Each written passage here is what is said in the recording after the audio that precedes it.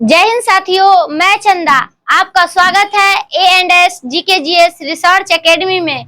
तो जैसा कि आपको पता है कि इस चैनल पर क्लास 6 से 12 तक के NCERT को कवर कराया जा रहा है। तो चलिए आज हम क्लास 7 के NCERT हिस्ट्री का चैप्टर नंबर 4 जो है मुगल 16वीं से 17वीं शताब्दी तक, इसके बारे में जानेंगे। यानी कि हम इस चैप्टर में मुगल साम्राज्य के बारे में जानेंगे, इसका शासनकाल कब से कब तक था इसके बारे में जानेंगे और इसके शासक के बारे में जानेंगे। यानी जो मुगल साम्राज्य के जो शासक थे वह दिल्ली पर कब तक शासन किए थे इसके बारे में जानेंगे। और इस चैप्टर में हम जानेंगे मुख्यतः शासन की चुनौती, यानी कि मुगल साम्राज्य की शासन की चुनौती क्या क्या आई थी इसके बारे में जानेंगे। उसके बाद जानेंगे मुगल की विशेषता, यानी मुगल की विशेषता क्या थी दिल्ली सल्तनत में, इसके बारे में जानेंगे। उसके बाद जानेंगे मुगलों द्वारा साम्राज्य का विस्तार किया गया था, यानी मध्यकालीन जो भारत था उसमें मुगलों के विस्तार के बारे में जानेंगे, यानी क्षेत्रीय विस्तार के बारे में जानेंगे। उसके बाद जानेंगे प्रशासन व शासन व्यवस्था, यानी मुगलों के प्रशासन व शासन व्यवस्था के बारे में हम इस चैप्टर में जानेंगे। उसके बाद उसी में जानेंगे शासन व प्रशासन व्यवस्था में उसका प्रभाव, यानी प्रशासन और शासन व्यवस्था में क्या प्रभाव पड़े थे इसके बारे में जानेंगे। उसके बाद जानेंगे मुगल कौन थे इसके बारे में, और यानी कहे तो मुगल दो वंशजों से मिलकर बने हैं, तो इनके बारे में हम बारी बारी से जानेंगे। उसके बाद मुगलों की पहचान के बारे में जानेंगे, यानी जो मुगल साम्राज्य थे वह उसके पहचान के बारे में जानेंगे। उसके बाद उसके कारण के बारे में जानेंगे और गर्भ का कारण के बारे में जानेंगे और वंशावली प्रदर्शन के बारे में जानेंगे इस चैप्टर में। तो चलिए हम पहले जानते हैं मुगल साम्राज्य की स्थापना के बारे में। तो मुगल साम्राज्य की स्थापना की बात करेंगे तो वह 1526 ईस्वी में हुआ था, तो इसको याद रखिएगा। और मुगलों द्वारा शासन किया गया था 1526 से लेकर 1857 ईस्वी तक। तो यानी कहे तो इस शासन में, यानी 1526 से लेकर 1857 तक जो मुगल साम्राज्य दिल्ली पर शासन किए थे, तो इसमें विभिन्न शासकों बारी बारी से दिल्ली पर शासन किए थे। तो हम इन सभी शासकों के बारे में बारी बारी से जानेंगे।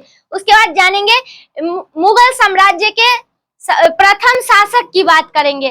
तो मुगल साम्राज्य की प्रथम शासक की बात करेंगे तो वो था बाबर, जिसका हम शासनकाल की बात करेंगे तो 1526 से लेकर 1530 ईस्वी तक, तो इसको याद रखिएगा।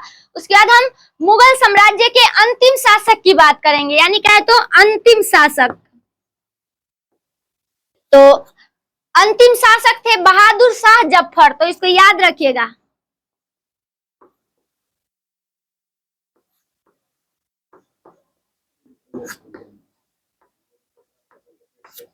तो मुगल साम्राज्य के अंतिम शासक की बात करेंगे तो वो थे बहादुर शाह जफर। और मुगल साम्राज्य में सबसे शक्तिशाली शासक की बात करेंगे तो वो औरंगजेब थे, तो इसको याद रखिएगा।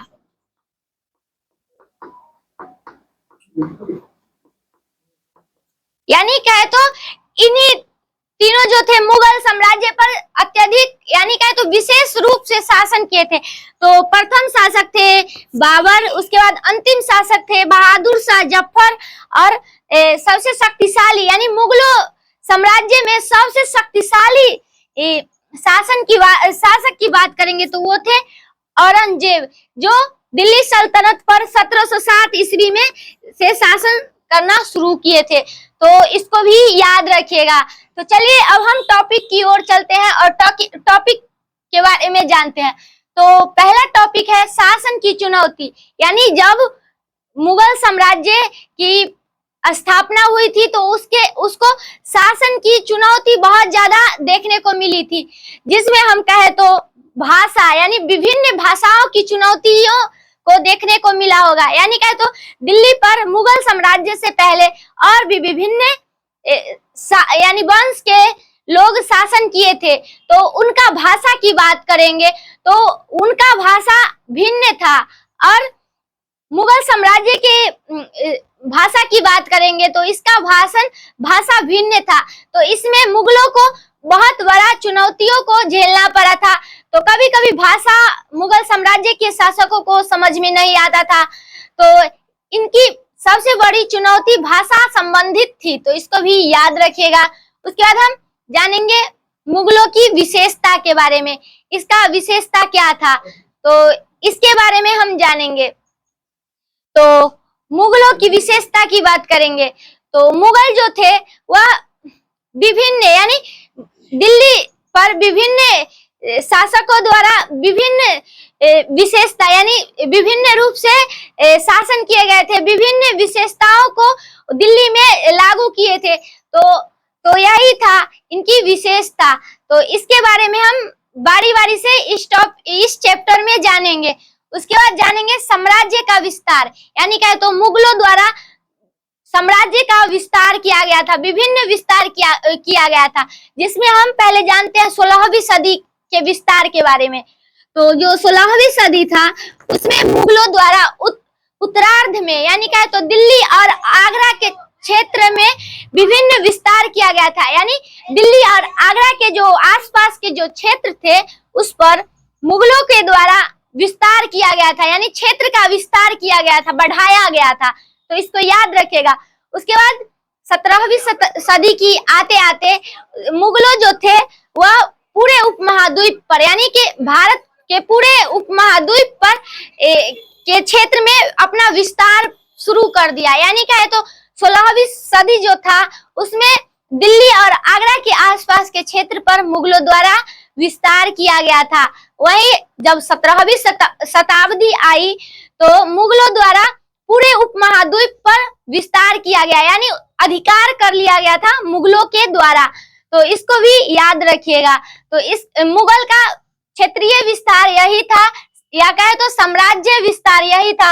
उसके बाद हम जानते हैं अब शासन व प्रशासन व्यवस्था के बारे में। यानी कहे तो मुगल जो थे उसमें विभिन्न शासन और प्रशासनिक व्यवस्थाएं आई थी, जिसमें हम बात करेंगे मुगल साम्राज्य से पहले की बात करेंगे तो उसके शासन और प्रशासनिक व्यवस्था अलग थी। और जब 1526 में मुगल साम्राज्य की स्थापना हुई थी तो जो प्रथम शासक बाबर थे उनके द्वारा विभिन्न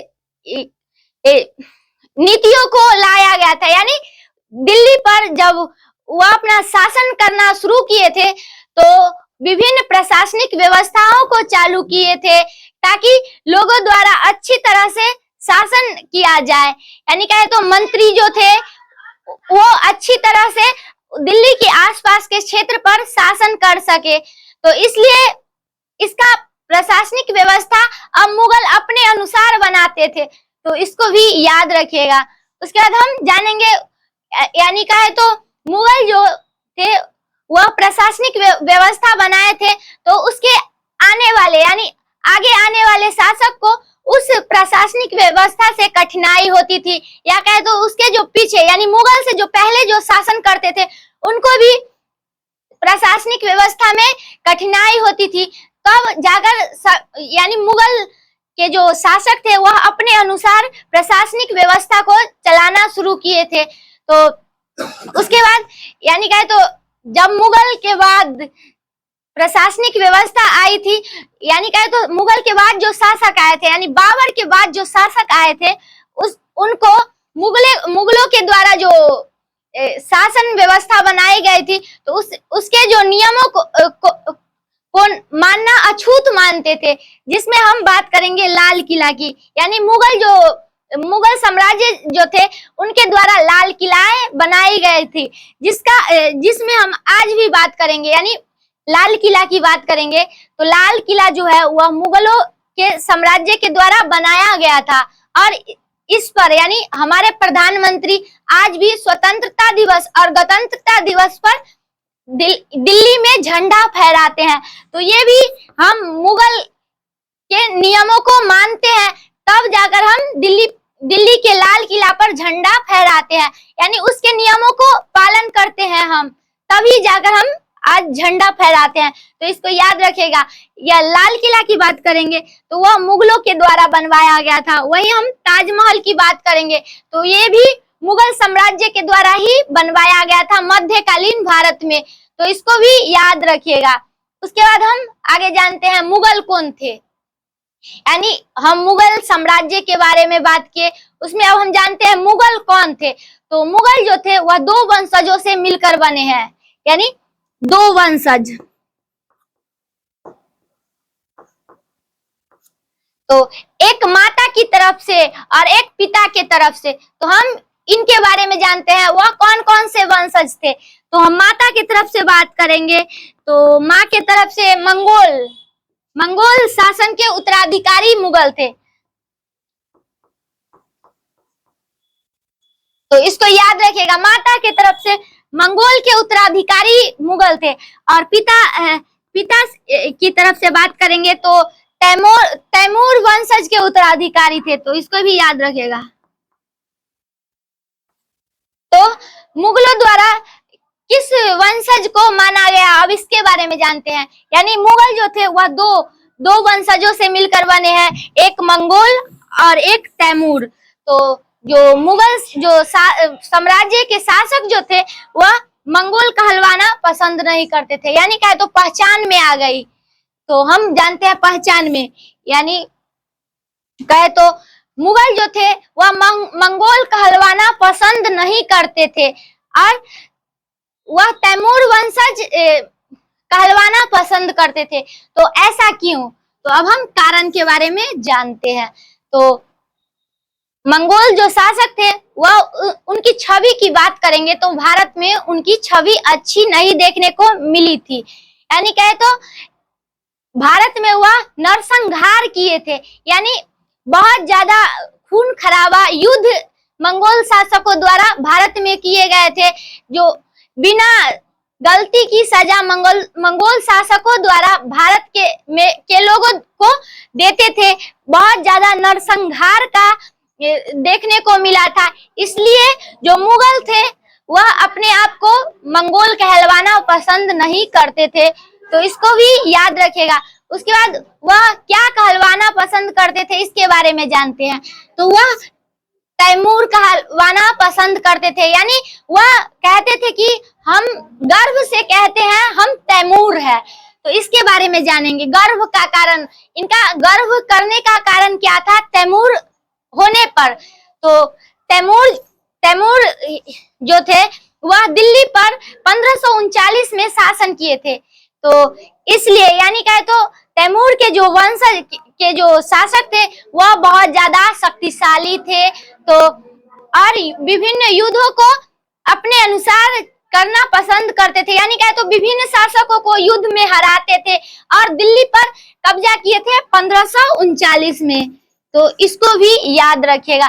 तो इन सभी कारणों से ये अपने आप को तैमूर कहलवाना पसंद करते थे और गर्व से कहते थे कि हम तैमूर है, तो इसको भी याद रखिएगा।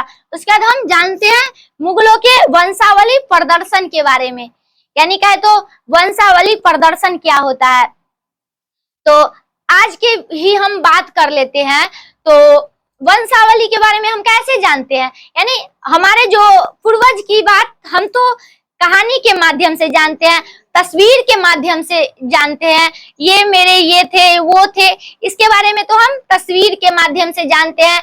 कोई हमारे बड़े बुजुर्ग कुछ कहानी बताते हैं, इसके माध्यम से हम जानते हैं।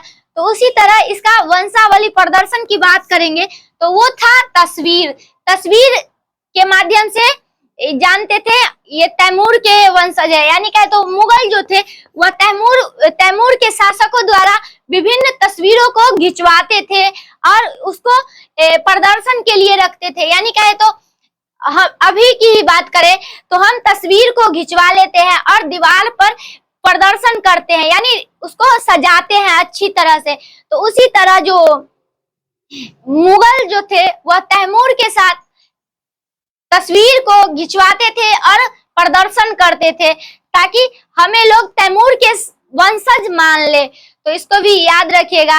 उसके बाद हम अब आगे जानेंगे दिल्ली दिल्ली जो था, यानी क्या तो मुगल साम्राज्य के जो शासक थे वह दिल्ली पर वारी वारी से शासन किए थे। इसके बारे में तो इसमें हम प्रथम शासक की बात करेंगे तो हम पहले बाबर के बारे में जानेंगे, उसके बाद औरंगजेब के बारे में जानेंगे, बहादुर शाह जफर के बारे में जानेंगे और भी विभिन्न शासकों के बारे में अगले वीडियो में जानेंगे। तब तक इतना ही रहने देते हैं, फिर मिलेंगे अगले दिन अगले टॉपिक के साथ। धन्यवाद। तब तक आपको ये वीडियो कैसा लगा कमेंट में बताइएगा। धन्यवाद।